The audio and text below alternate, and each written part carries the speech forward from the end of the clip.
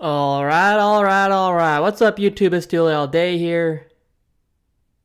And as you guys know, these commentaries are aimed at giving my younger self advice that I wished someone would have told me.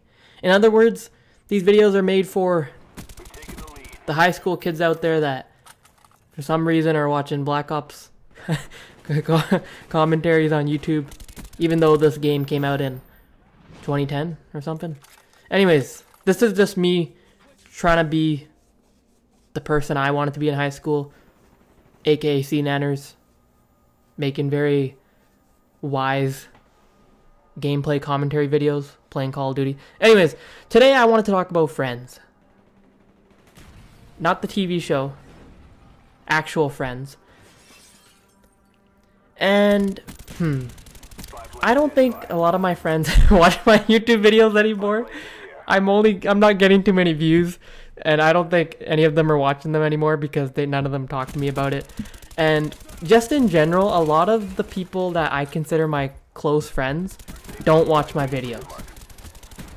Some of them just watched like the first two and never watched any after that, and I know this because I've gone to their YouTube pages and like seen whether or not they liked my videos. And I've done this with all of you guys that are subscribed to me.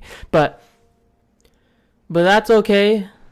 As through reading Kevin Hart's book, I realized and I learned that, look, not all your friends are going to come along for whatever journey you may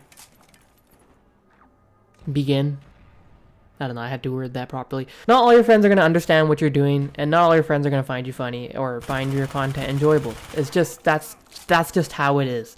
And it took me a long time to realize that, because I used to be very frustrated. I used to think like, you know, like these guys are my friends and they're not like supporting me the way I would support them if they underwent following their dreams the way I am right now.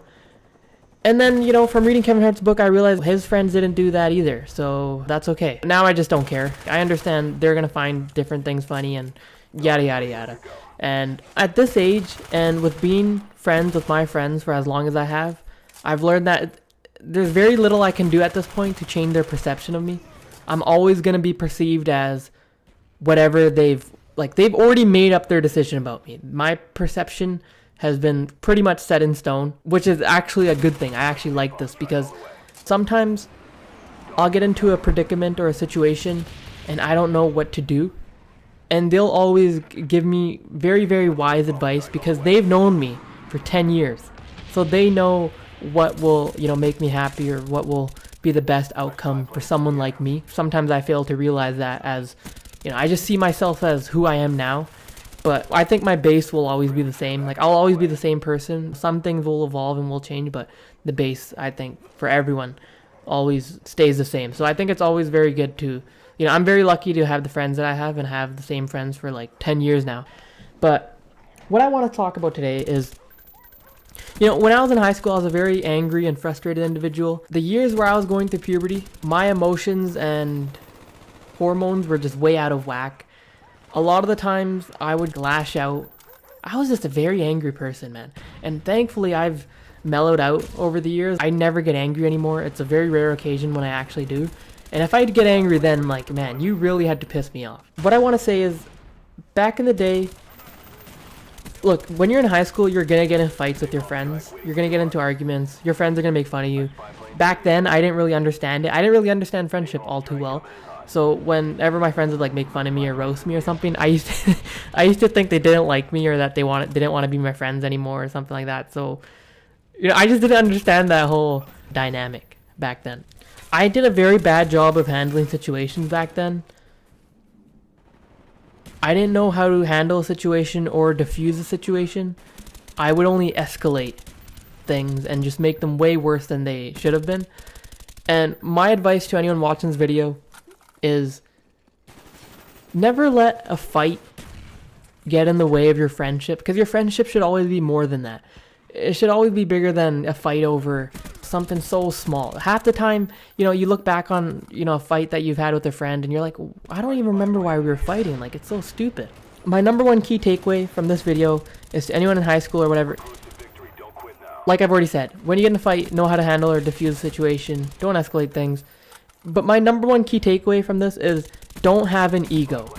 Because there's nothing to benefit from having an ego. It's only going to get in the way. I've been in fights in the past where after the fight, I never wanted to like talk to the person or call the person. And if I did that, the fight would have been over in like a couple days. But sometimes fights lasted weeks to a month because my ego was too big to just talk to the person and say like, oh yeah, I'm sorry for doing this. Or, you know, maybe we shouldn't be fighting because this is kind of dumb.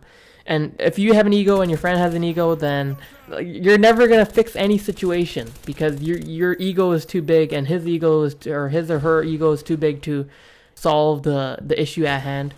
So I didn't have enough time to say all that I wanted to say, but my advice is, look, handle situations wisely and don't have an ego and be nice to your friends. And until next time, I'm Dulai all day and I'm out.